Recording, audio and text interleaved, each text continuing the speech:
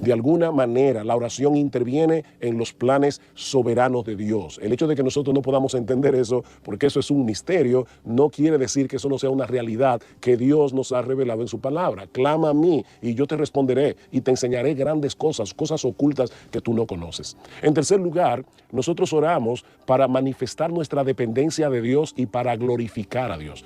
Cuando nosotros hacemos las cosas sin oración y las cosas salen bien, fácilmente podemos atribuirnos la gloria de eso que ha sucedido. Pero cuando tú has clamado a Dios y Él ha respondido a tu oración, es obvio que el que merece toda la gloria es Él. Dice en Juan capítulo 14, todo lo que pidierais al Padre, versículo 13, todo lo que pidierais al Padre en mi nombre lo haré para que el Padre sea glorificado en el Hijo.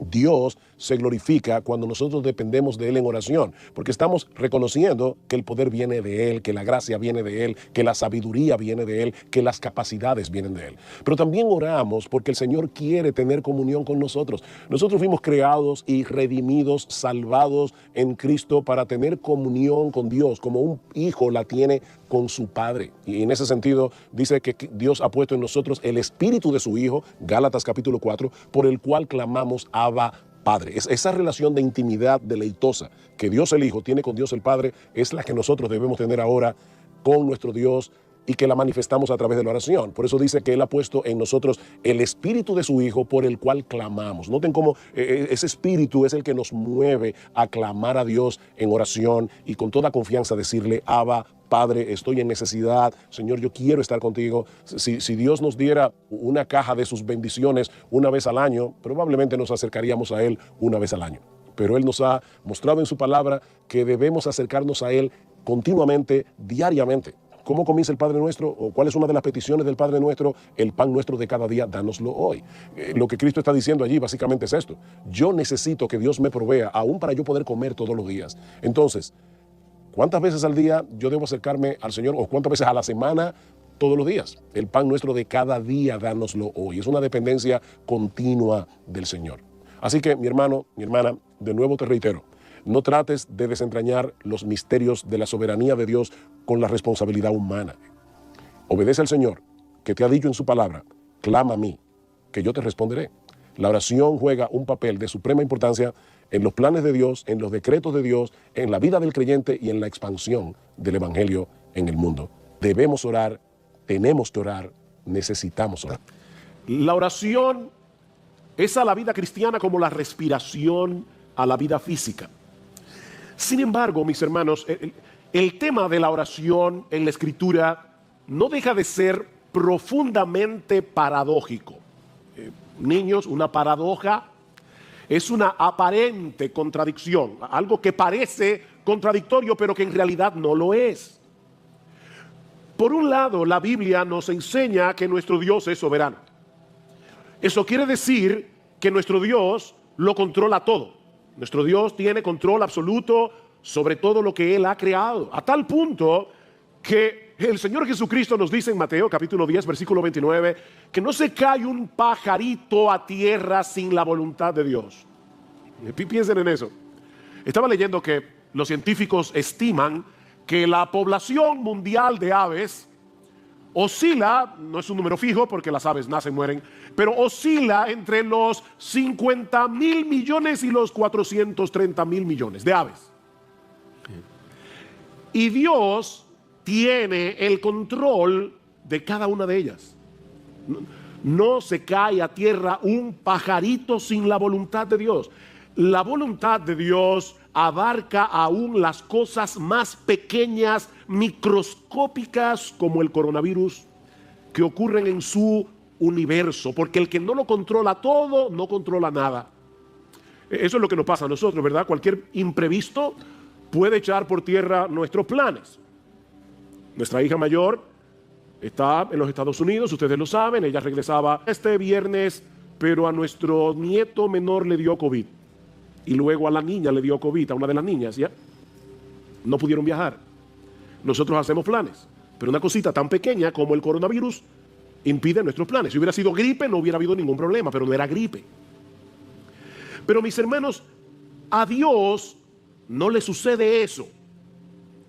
Porque dice la Escritura que nada ni nadie puede impedir, puede detener la mano de Dios, dice en Daniel capítulo 4, para que Él haga lo que Él ha decidido hacer, porque yo soy Dios y no hay otro Dios, dice en Isaías 46, y nada hay semejante a mí, que anuncio lo por venir desde el principio y desde la antigüedad lo que aún no era hecho, que digo, mi consejo permanecerá y haré todo lo que yo quiero. Ese es nuestro Dios. Y Pablo dice en Efesios capítulo 1 versículo 11 que nuestro Dios obra todas las cosas conforme al consejo de su voluntad. No el 50% de las cosas, no el 90 ni el 99. Él obra todas las cosas conforme al consejo de su voluntad. La pregunta que eso levanta es: ¿qué sentido tiene que oremos? Si a final de cuentas va a suceder lo que Dios ha decretado que va a suceder.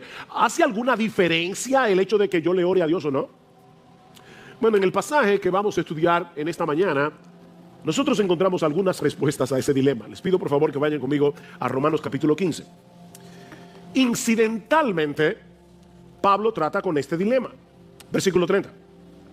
Os ruego, hermanos, por nuestro Señor Jesucristo y por el amor del Espíritu, que os esforcéis juntamente conmigo en vuestras oraciones a Dios por mí, para que sea librado de los que son desobedientes en Judea, y que mi servicio a Jerusalén sea aceptable a los santos, y para que con gozo llegue a vosotros por la voluntad de Dios, y encuentre confortante reposo con vosotros. El Dios de paz sea con todos vosotros.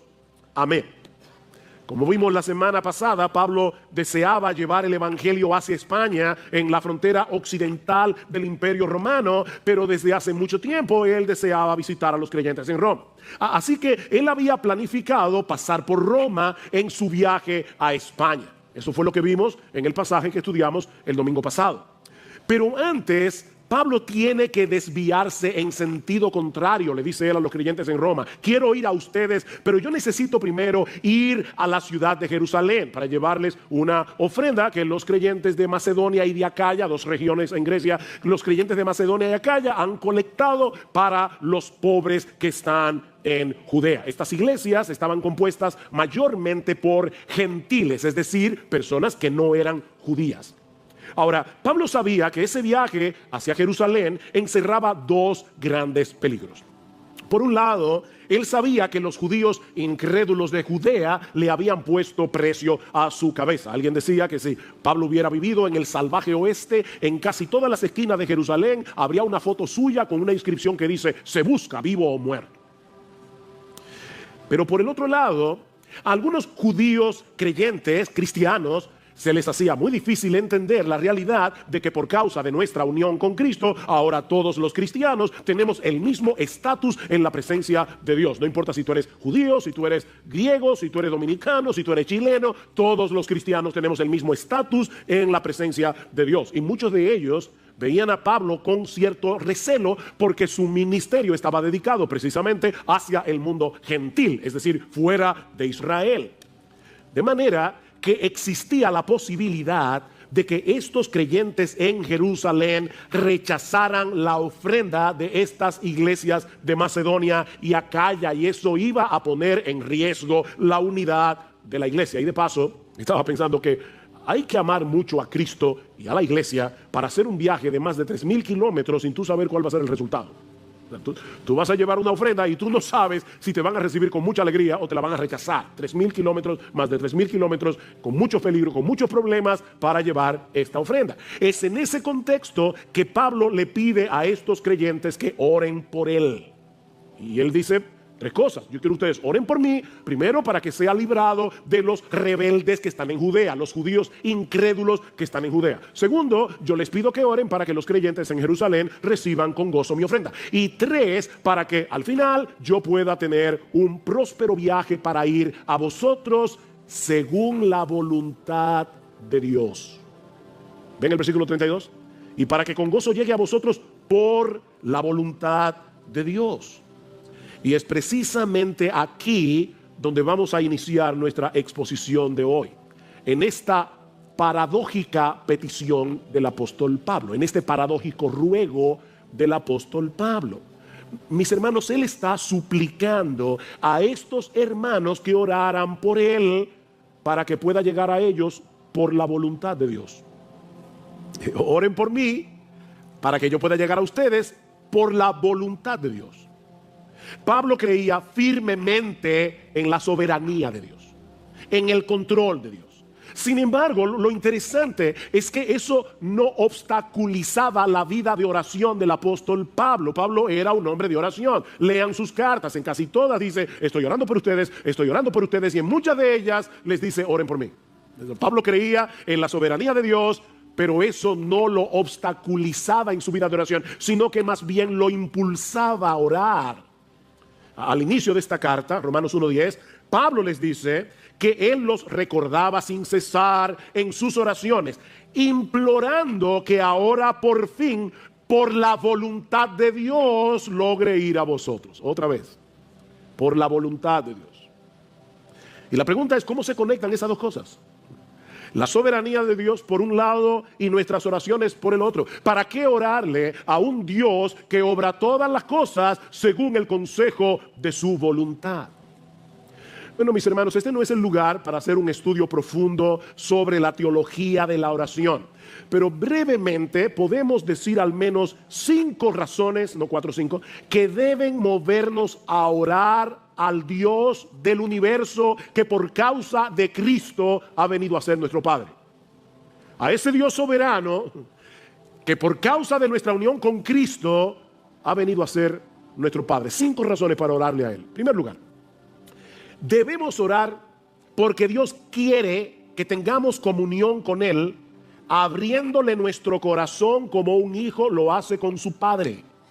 Él quiere acercar nuestro corazón al suyo a través de la oración. Dios quiere que experimentemos la realidad de que somos sus hijos al depositar nuestras cargas sobre Él. Dice en Gálatas capítulo 4 versículo 6 que por el hecho de haber sido adoptados por Dios, escuchen esto, Él ha enviado el Espíritu de su Hijo a nuestros corazones clamando Abba, Padre. Wow. Dios envió el Espíritu Santo, que es el Espíritu de Cristo, a nuestros corazones para que nosotros podamos hablar con Él como lo hace Jesús. Eso es lo que Pablo está diciendo aquí. Yo recuerdo cuando yo era niño, y yo he contado creo esta historia antes, pero yo era asmático, lamentablemente me ha vuelto después de viejo, o después de maduro.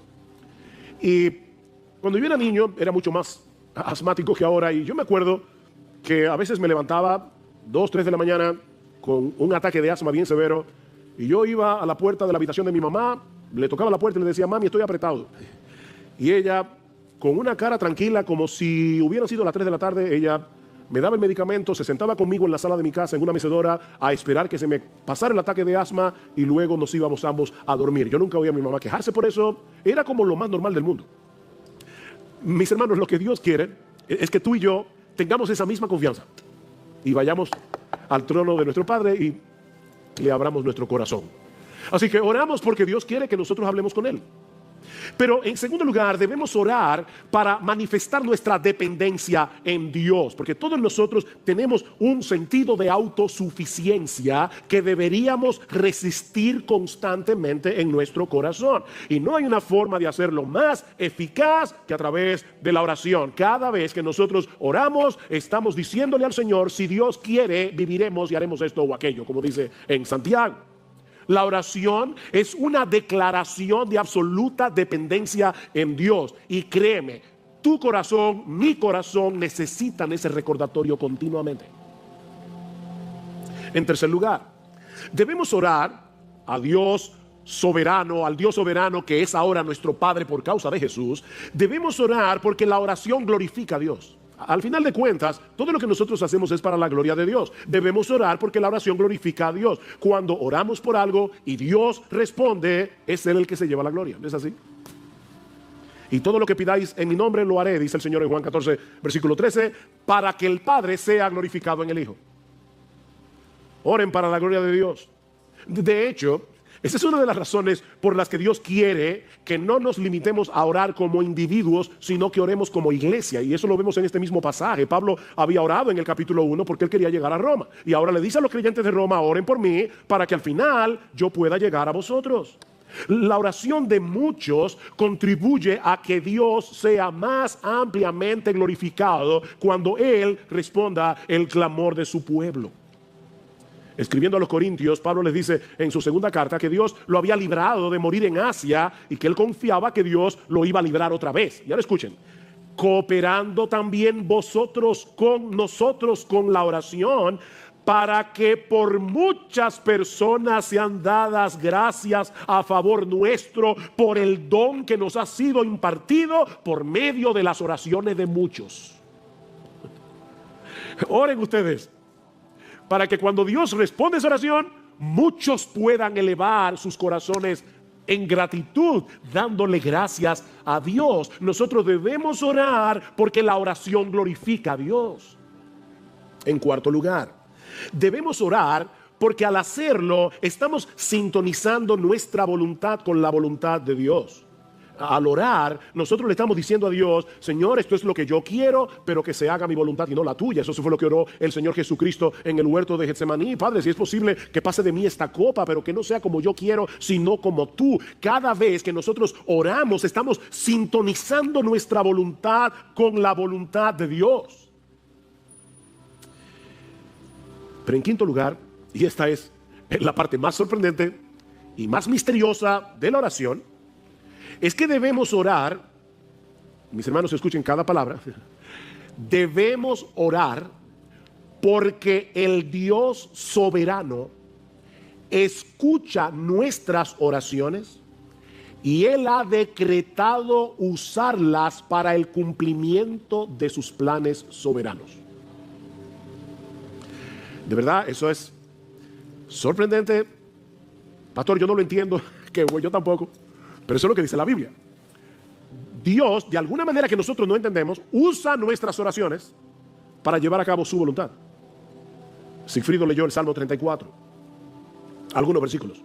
Este pobre clamó y el Señor lo oyó y lo salvó de todas sus angustias. Nuestro Dios es un Dios majestuoso, es un Dios glorioso, es un Dios cercano y personal.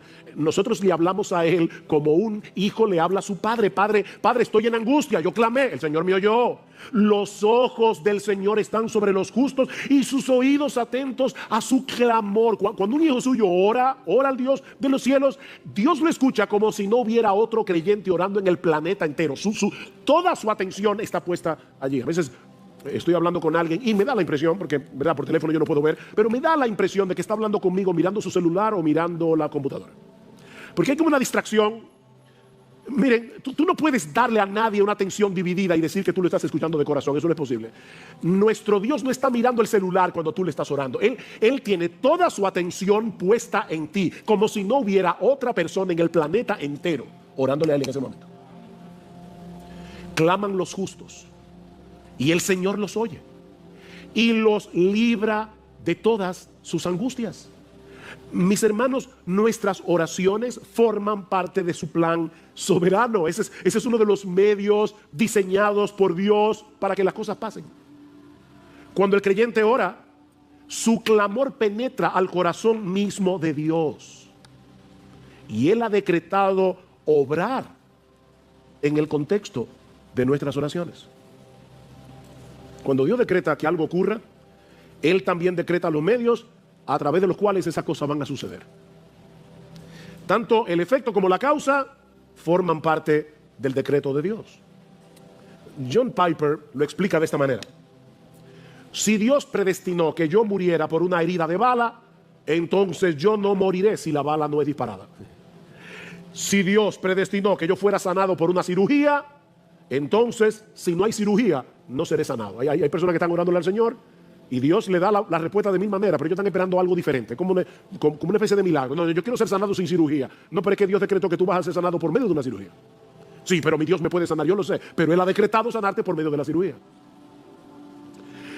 Es como en el caso del sol, dice Piper, ya que Dios predestinó que el sol brillara, también predestinó que fuera una bola de fuego inextinguible. ¿Verdad que sí? O sea, Dios dijo: yo quiero que el sol alumbre, y por lo tanto yo también decreto que el sol sea un fuego que nunca se apaga. Si el fuego del sol se extinguiera, ya no habría brillo, porque Dios decretó que el brillo del sol emanara del fuego. Bueno, nuestras oraciones, dice Piper, son como el fuego del sol y las respuestas de Dios como el brillo que emana del fuego. Nuestras oraciones son el fuego y el brillo son las respuestas de Dios. Dios ha decretado que el brillo surja del fuego. Dios ha decretado que cosas ocurran cuando nosotros oramos. Dios, dice Piper, ha establecido el universo de tal manera que en gran medida este se mueve por la oración, de la misma manera que ha establecido la brillantez para que en gran medida ocurra por medio del fuego. En otras palabras, la oración nos coloca frente al famoso, al gran dilema de las Escrituras. Dios es soberano, el hombre es responsable. Dios es soberano, el hombre es responsable. Yo ya decidí quién se va a salvar, pero nadie se va a salvar si no le predicamos el Evangelio. Porque la predicación del Evangelio es el medio que yo voy a usar para salvar a mis elegidos. Todo lo soporto, dice Pablo, por amor a los escogidos. Pero Pablo, y son escogidos, ¿para qué te afanas? Porque Dios ha decretado que los escogidos se van a salvar por medio de la predicación. Bueno, Dios ha decretado que muchas de las cosas que ocurren en este mundo que Él creó van a suceder por causa de las oraciones de su pueblo. Clama a mí y yo te responderé. Jeremías 33. Mira, mis hermanos, en vez de tratar de desentrañar el misterio, créele a Dios y obedécelo. Él te está diciendo que me clames a mí, que yo te voy a oír y yo te voy a... Pero Señor, yo no entiendo cómo funciona. Óyeme, si te lo tratara de explicar, tampoco lo vas a entender porque eres una criatura finita. Tú no puedes entender la mente de Dios. Es como tratar de meter el océano en un vasito de agua. Pero clama a mí y yo te responderé. Pedid y se os dará. Porque todo aquel que pide, recibe. Mateo capítulo 7. Pedid y recibiréis. Juan 16. Para que vuestro gozo sea cumplido, completo. Pedid y recibiréis. En un sentido contrario, ustedes no tienen lo que quieren porque no lo piden. Y claro, eso no es una carta abierta para pedir todo lo que yo quiera. Porque hay cosas que son en contra mía. O sea, a veces Dios me dice que no porque Dios me quiere. Y no me va a dar todo lo que yo le pido, como tú no le das a tus hijos todo lo que tú le pides. Todo lo que ellos te piden. Mis hermanos, es ese entendimiento de la oración lo que mueve a Pablo a suplicarle a estos hermanos de Roma que agonicen con él en oración. O como dice el texto literalmente, peleen esta batalla juntamente conmigo. Es la palabra sunogizomai, sun junto con agonizomai, luchar. Agonicen conmigo en oración. ¿Recuerdan cuando el Señor le dice a Pilato, mira, si mi reino fuera de este mundo, los míos pelearían para que yo no fuera entregado a los romanos? Es la misma palabra que aparece en Romanos. Los míos pelearían, peleen esta guerra junto conmigo en oración. Mis hermanos, la oración es una lucha. Mientras más espiritual es una actividad, más resistencia vamos a encontrar. Si decides ver televisión, no vas a tener ninguna resistencia. Ponte a leer la Biblia y de inmediato tu mente comienza a divagar. Pero ponte a orar y va a ser peor. Es una guerra. La oración es una lucha contra nuestro orgullo. Es una lucha contra nuestro sentido de autosuficiencia, porque le estamos diciendo a Dios, yo no puedo, te estoy orando a ti porque yo no puedo. La oración es una lucha contra nuestra incredulidad, ¿no es así? Le pedimos a Dios y estamos con una guerra interior por las dudas. La oración es una guerra contra las distracciones. Es impresionante cómo las distracciones nos acompañan al trono mismo de Dios. Estamos orando y de repente vamos a pedir por algo y nuestra mente se va yo no sé a dónde. Hay que estar trayendo los pensamientos. Pero sobre todo, la oración es una lucha cósmica. Es una lucha cósmica, porque Pablo dice que nuestra lucha no es contra sangre y carne, sino contra principados, contra potestades. En los lugares celestiales nosotros estamos peleando la buena batalla de la fe. Es una lucha, orar es una guerra. Pero mis hermanos, es una batalla que debemos pelear y que vale la pena pelear. Vale la pena. Y noten los dos incentivos que usa Pablo para animar a estos hermanos a pelear con él en oración. Versículo 30. Os ruego, hermanos, por nuestro Señor Jesucristo y por el amor del Espíritu. Pablo sabía lo que era argumentar. Por nuestro Señor Jesucristo, es decir, Estoy diciéndoles esto con la autoridad de Jesús mismo. En el nombre de Jesús. Les estoy hablando en el nombre de Jesús mismo. Oren por mí. Y les estoy suplicando que oren por mí por el amor del Espíritu. Por el amor que el Espíritu Santo ha derramado en nuestros corazones para que nos amemos unos a otros. Yo quiero que ustedes oren por mí, no con esa oración cliché de mira a tu siervo Pablo, llévalo con bien. No, no. Yo les ruego en el nombre de Jesús y por el amor del Espíritu que oren por mí como si ustedes fueran conmigo en ese viaje a Jerusalén. Me esperan peligros. Probablemente los creyentes no van a aceptar mi ofrenda porque también los creyentes tienen prejuicios. Pero yo les ruego, por favor, que oren por mí. Y miren, mis hermanos, yo no sé cómo decir esto de una forma más enfática, pero si Pablo necesitaba que oraran por él, sus pastores necesitan que ustedes oren por ellos. De verdad, hermanos, oh Dios, que libre esta iglesia de confiar tanto en sus pastores que dejen de orar por ellos. Yo no quiero que los pastores aparezcan héroes, pero miren, déjenme decirles solamente una tarea, una sola. Pararse a predicar aquí cada semana, ustedes no se imaginan la guerra que eso implica. Hay un montón de cosas que vienen a nosotros y que nos impiden concentrarnos en el estudio de la palabra para poder entender lo que el texto dice y para luego saber cómo predicar eso en una forma ordenada, que la gente la entienda, clara, sencilla y con aplicación. Y sabiendo de antemano que no importa que el mensaje sea bueno, si el Espíritu Santo no lo aplica, será ineficaz. Oren por sus pastores. Ustedes no se imaginan cuán alentador es saber que la iglesia está orando por nosotros. Eso es sumamente alentador. Somos tan débiles para poder llevar a cabo una labor tan extraordinaria, pero Dios ha prometido usar las oraciones de su pueblo para el avance de su reino. Dios escucha la oración. Y a veces mueve a sus hijos de una manera tan extraña. Yo recuerdo, hace un tiempo atrás, yo estaba fuera de la ciudad por una razón ministerial y en la tarde yo decidí salir a caminar. Le dije a mi esposa, mira, voy a despejar un rato, voy a ir a caminar un rato. Pero mientras iba caminando, estaba en Jarabacoa, me cayó un peso en el corazón de orar por un grupo de pastores. No lo de nuestra iglesia, un grupo de pastores de una iglesia hermana. Y yo veía un peso tan grande. Señor, por favor, cuide a estos hermanos. Y yo no sé por qué yo fui movido a orar, Señor, líbralos de divisiones. Específicamente eso. 3 días después, yo me enteré que ese mismo día, a esa misma hora, esos pastores estaban reunidos tratando un asunto bien serio que hubiera podido dividir esa iglesia.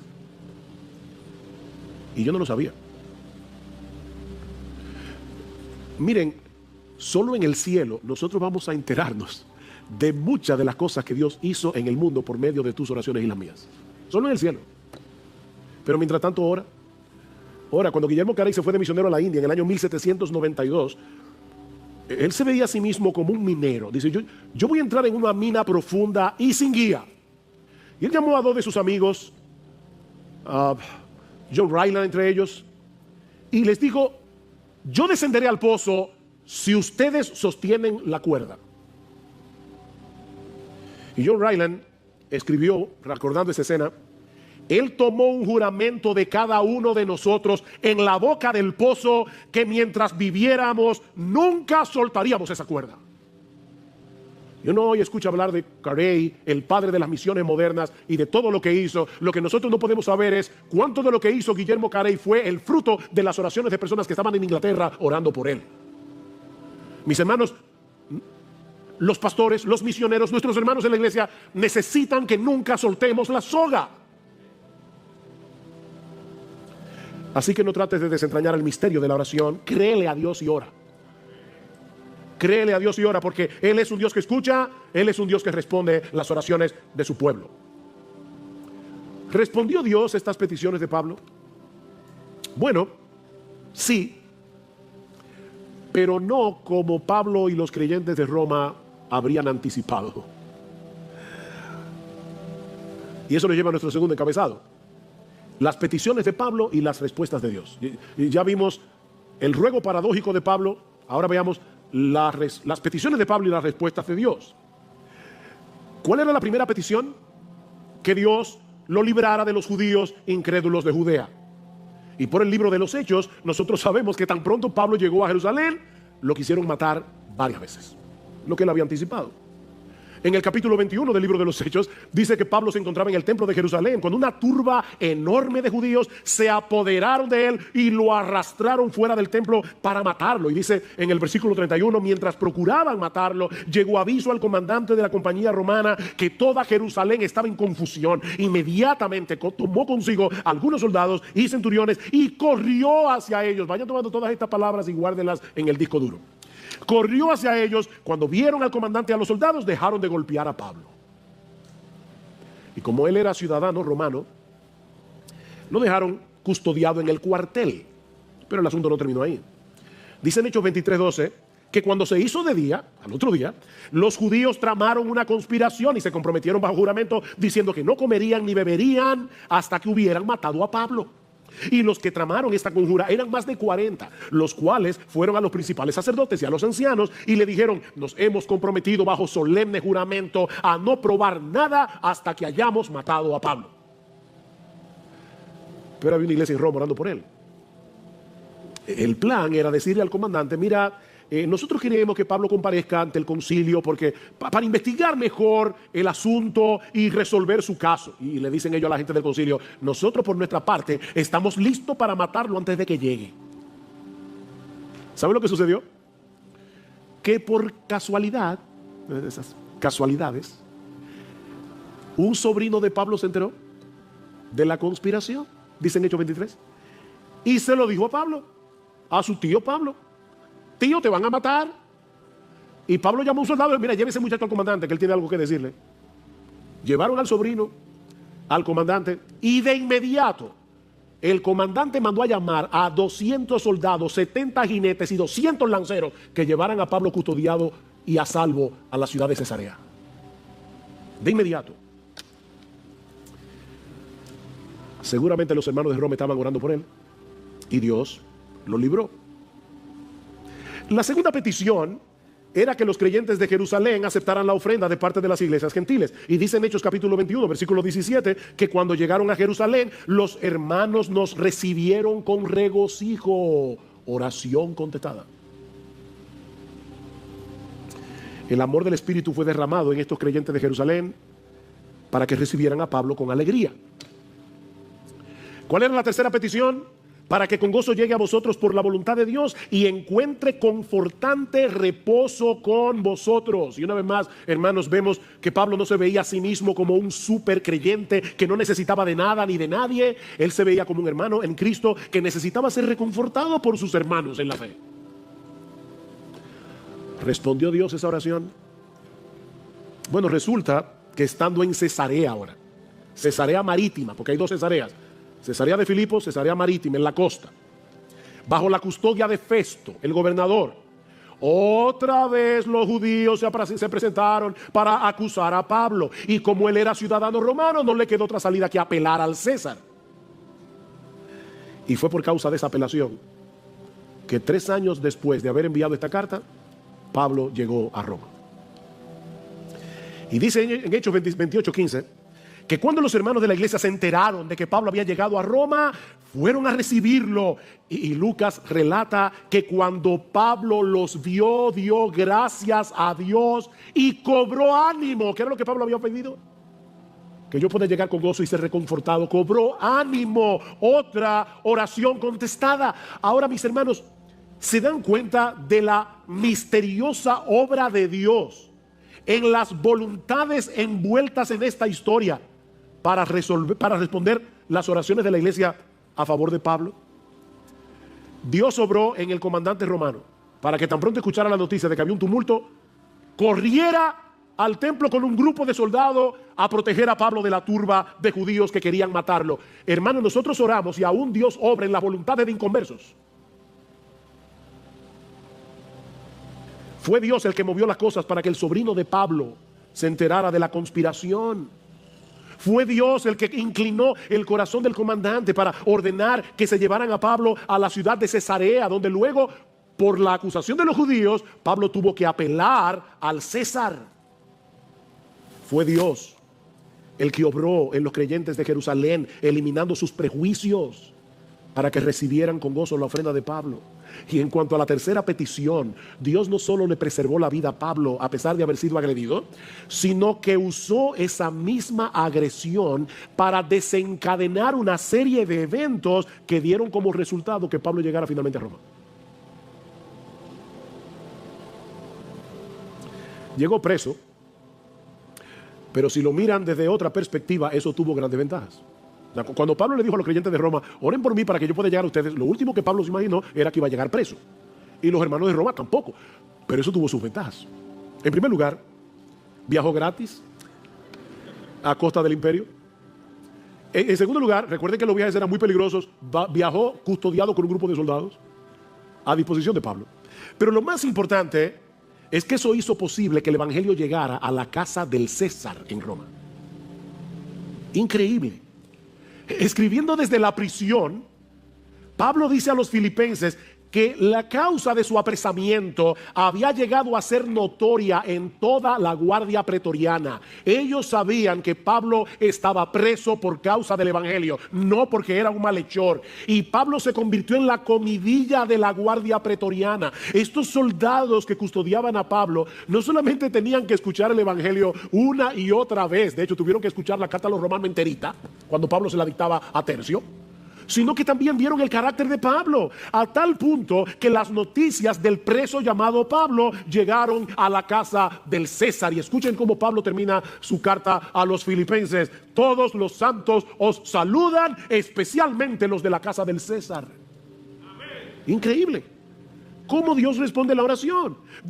Mis hermanos, Dios, dice Pablo en Efesios, responde a nuestras oraciones mucho más abundantemente de lo que pedimos o entendemos. Los creyentes de Roma pidieron porque Pablo pudiera llegar a Roma, pero seguramente no pudieron anticipar que la forma como Dios iba a responder esa oración permitiría que el evangelio llegara al mismo palacio de Nerón. Increíble.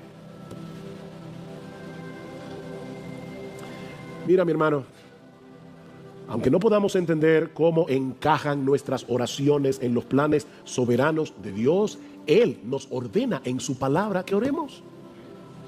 Y que oremos sin cesar. Lucas 18:1.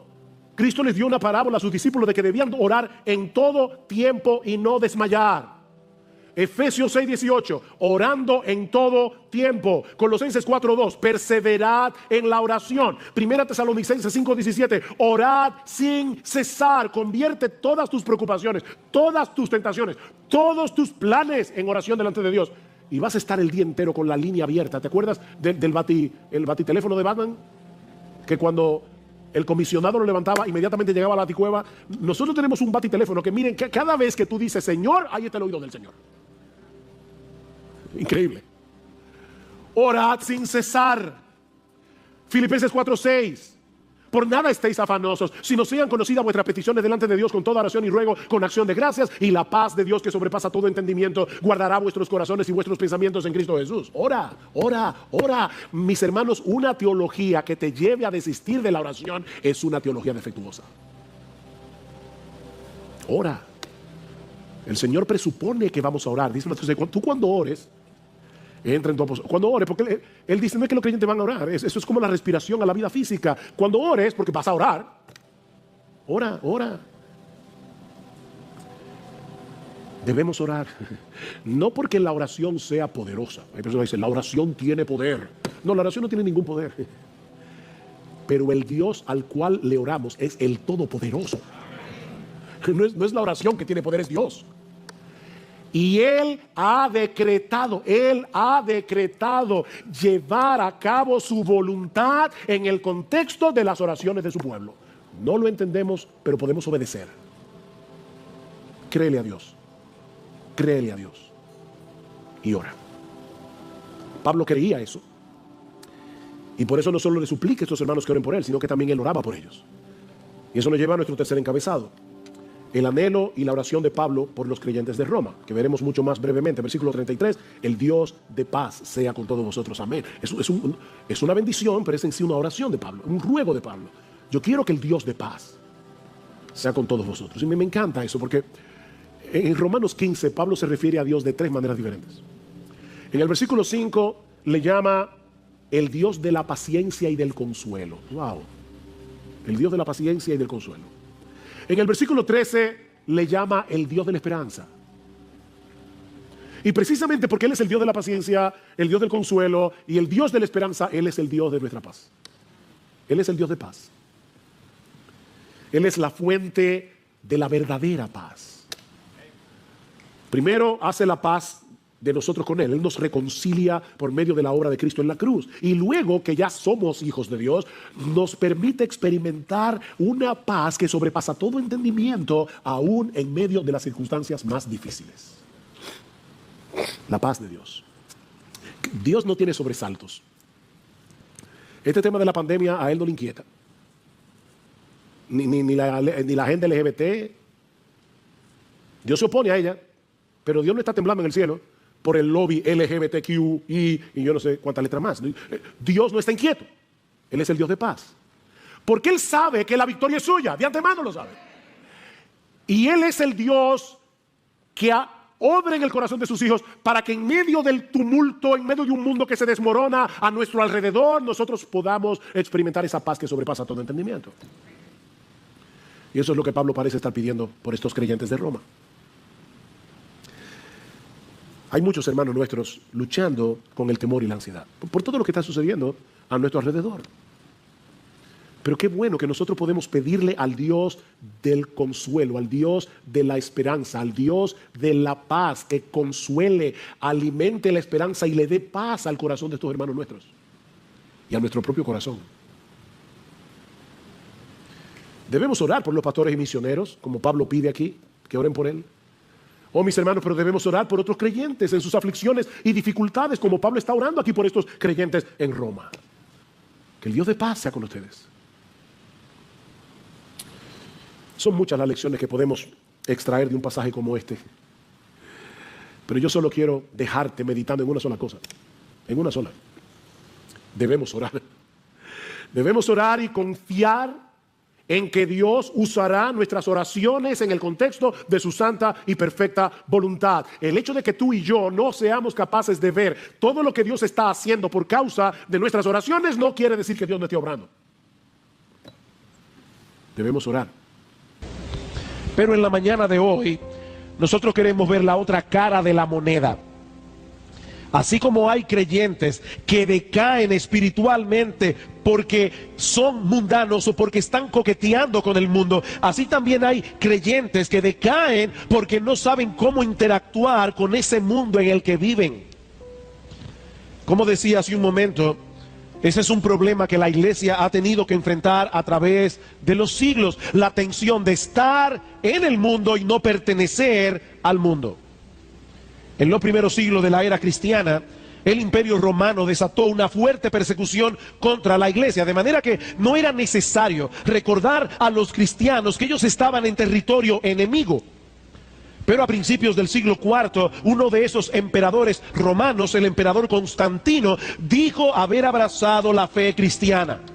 Y no solo dio por terminada la persecución, sino que también comenzó a favorecer a los cristianos en muchos sentidos. Repentinamente, esos cristianos que habían sido perseguidos por más de 2 siglos pasaron a ser personas favorecidas por el imperio. Se construyeron catedrales. Los cristianos comenzaron a ocupar puestos públicos. Algunos obispos se convirtieron en consejeros cercanos del emperador. Aquello parecía la llegada del milenio. Todo parecía sonreírle a la iglesia. Pero muchos no estaban contentos con el cambio de estatus, porque percibieron en esa nueva bonanza un peligro potencial para el cristianismo, sobre todo el peligro de que la mundanalidad arropara a muchos que profesaban ser cristianos y que ahora no veían el mundo como un enemigo, sino como un aliado. Lamentablemente, en vez de desarrollar una perspectiva bíblica del tipo de relación que los creyentes deben tener con el mundo, muchos decidieron apartarse literalmente de él, y así nacieron los monasterios medievales. Hombres y mujeres que profesaban la fe cristiana, pero que llegaron a la conclusión de que la única forma en que se podía vivir un cristianismo auténtico era aislándose de la sociedad. Y aunque el movimiento monástico nunca encontró eco en el protestantismo, mis amados hermanos, el espíritu del monasticismo todavía está vivo en la conciencia de muchos cristianos evangélicos.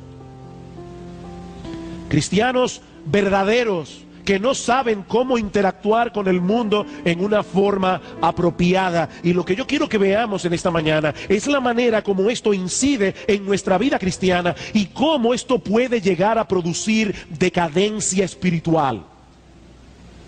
Un tema extraño, pero un tema importantísimo.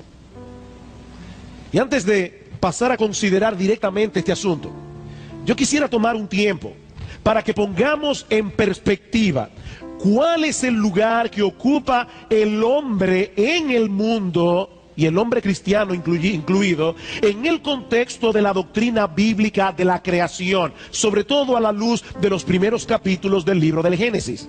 Libro del Génesis, capítulo 1. ¿Cuál es el lugar que ocupa el hombre en la doctrina bíblica de la creación? Aunque la biología moderna se ha empeñado en presentar al hombre como un animal, claro, ellos dicen un animal racional, pero animal a final de cuentas, en el primer capítulo del Génesis nosotros vemos una diferencia marcada entre la creación del hombre y el resto de los seres vivos que pueblan este planeta. Noten el capítulo 1, versículo 11 y 12. Después dijo Dios: produzca la tierra hierba verde, hierba que dé semilla, árbol que dé fruto, árbol de fruto que dé fruto según su género, que su semilla esté en él sobre la tierra. Y fue así. Produjo pues la tierra hierba verde, hierba que da semilla según su naturaleza, y árbol que da fruto cuya semilla esté en él según su género. Y vio Dios que era bueno. Versículo 20. Dijo Dios: produzcan las aguas seres vivientes y aves que vuelen sobre la tierra en la abierta expansión de los cielos. Y creó Dios los grandes monstruos marinos y todo ser viviente que se mueve, que las aguas produjeron según su género, y toda ave alada según su especie. Y vio Dios que era bueno. Versículo 24. Luego dijo Dios: produzca la tierra seres vivientes según su género, bestias y serpientes y animales de la tierra según su especie. Y fue así. E hizo Dios animales de la tierra según su género, y ganado según su género, y todo animal que se arrastra sobre la tierra según su especie. Hermanos, es evidente que hay un énfasis en según su género, según su especie, según su naturaleza. Pero entonces llegamos al versículo 26. Y ahora Dios se dispone a crear al hombre. Y vemos de inmediato una diferencia radical en el lenguaje. Versículo 26. Entonces dijo Dios: hagamos al hombre a nuestra imagen.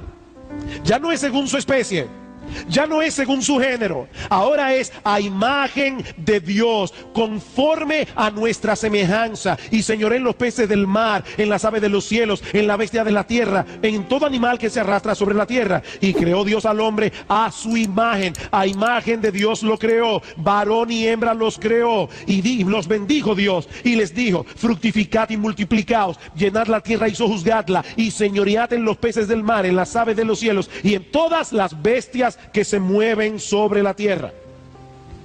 ¿Cuál es la enseñanza de este texto clave de las Escrituras? No solo que el hombre fue creado a imagen y semejanza de Dios, y por lo tanto que el hombre es un ser personal, es un ser que piensa, es un ser que tiene voluntad, es un ser que tiene autoconciencia, es un ser que tiene emociones, sino también que Dios colocó al hombre en una posición de dominio sobre todo lo creado. ¿Con qué propósito? Con el propósito de desarrollar el potencial escondido por Dios en la creación. Génesis capítulo 2, versículo 15. Tomó pues Jehová Dios al hombre y lo puso en el huerto de Edén para que lo labrara y lo guardase.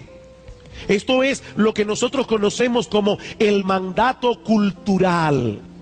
Ahora, yo debo hacer una aclaración aquí, porque nosotros solemos asociar la palabra cultura con ciertas manifestaciones artísticas, sobre todo en su aspecto elitista, no popular, la música clásica, la ópera, el teatro clásico, pero realmente la palabra cultura tiene un significado mucho más amplio.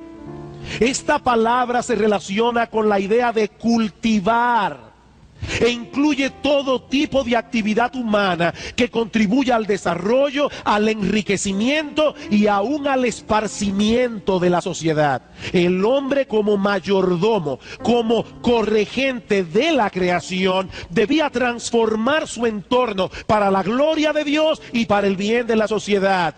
De manera, mis hermanos, que el trabajo no fue parte del castigo divino por causa de haber pecado, sino un aspecto fundamental de la responsabilidad que el hombre tenía desde el principio como mayordomo de Dios. Si el hombre hubiese permanecido en obediencia, todos los aspectos de su vida hubiesen sido sagrados. No solo su tiempo de comunión con Dios, sino también el desempeño de sus labores cotidianas en el cumplimiento del mandato cultural. Pero nuestros primeros padres no permanecieron en la condición en la que fueron creados, se rebelaron contra Dios y todos los aspectos de la vida humana quedaron trastornados por causa del pecado. La relación del hombre con Dios, la relación del hombre con el hombre, la relación del hombre con la naturaleza. Génesis capítulo 3, versículo 17. Y al hombre dijo Dios: por cuanto obedeciste a la voz de tu mujer y comiste del árbol de que te mandé diciendo no comerás de él, maldita será la tierra por tu causa, con dolor comerás de ella todos los días de tu vida, espinos y cardos te producirá y comerás plantas del campo, con el sudor de tu rostro comerás el pan hasta que vuelvas a la tierra, porque de ella fuiste tomado, pues polvo eres y al polvo volverás. Noten, hermanos, que el trabajo en sí no fue parte del castigo. El castigo fue el dolor y el sentido de frustración que el hombre habría de experimentar a partir de ese momento conectado con su trabajo. Ese es el castigo. El hombre perdió el paraíso por causa de su pecado y nunca más lo volvería a recobrar hasta que Dios restaurara por completo todo el daño que el pecado había causado. Y es precisamente en este punto de la historia donde entra en juego otra doctrina. Ya vimos la doctrina de la creación. Veamos ahora la doctrina de la redención. Tan pronto el pecado hizo su entrada en el mundo, Dios hizo la promesa de enviar un redentor. Por medio de ese redentor, todos los efectos dañinos del pecado serían revertidos. Génesis capítulo 3, versículo 15. Y pondré enemistad entre ti y la mujer, entre tu simiente y la simiente suya. Esta te herirá en la cabeza y tú la herirás en el calcañar. Dios está prometiendo: va a venir un hombre nacido de mujer que va a aplastarle la cabeza a la serpiente. Y a partir de esa promesa, Dios comienza a revelar a su pueblo detalle tras detalle acerca de ese redentor que habría de venir. De hecho, todos los judíos del Antiguo Testamento que se salvaron porque esperaban con fe el cumplimiento de esa promesa. Ahora, hermanos, y esto es de suprema importancia, ¿qué sucedió después de la entrada del pecado en el mundo con el mandato cultural que Dios le había dado al hombre en el huerto del Edén? ¿Continúa siendo un deber del hombre desarrollar el potencial de la creación para la gloria de Dios y para el bien de la sociedad humana? Por supuesto que sí. Tanto creyentes como incrédulos tienen la responsabilidad de cultivar la creación, y tanto creyentes como incrédulos han sido dotados de diversas capacidades para llevar a cabo esa labor, aunque los incrédulos no reconozcan que es Dios que los ha capacitado en su gracia común. Noten cómo continúa la historia bíblica después de la entrada del pecado. Génesis capítulo 4. Dios había prometido a Adán y a Eva que de la simiente de la mujer vendría el Redentor. Por eso, cuando Eva sale embarazada por primera vez, tal parece que ella creyó que había concebido al Salvador prometido. Dice capítulo 4, versículo 1: conoció Adán a su mujer Eva, la cual concibió y dio a luz a Caín. Y dijo, por voluntad de Jehová he adquirido varón. Algunos eruditos creen que esa frase debe ser traducida, con la ayuda del Señor he dado a luz al hombre. Ese es el hombre. Por eso le llamó Caín. De paso, hermano, pocas veces las madres han cometido un error de juicio tan grande como el de Eva. A su primer hijo le llamó Caín, un nombre que algunos eruditos traducen como posesión, e incluye la idea de valía. Este es el hombre, este es el redentor prometido. Y al segundo hijo le llamó Abel, que significa vanidad. Esa es la misma palabra que aparece en Eclesiastés capítulo 1 versículo 2, cuando dice vanidad de vanidades, Abel de los Abeles, todo es vanidad.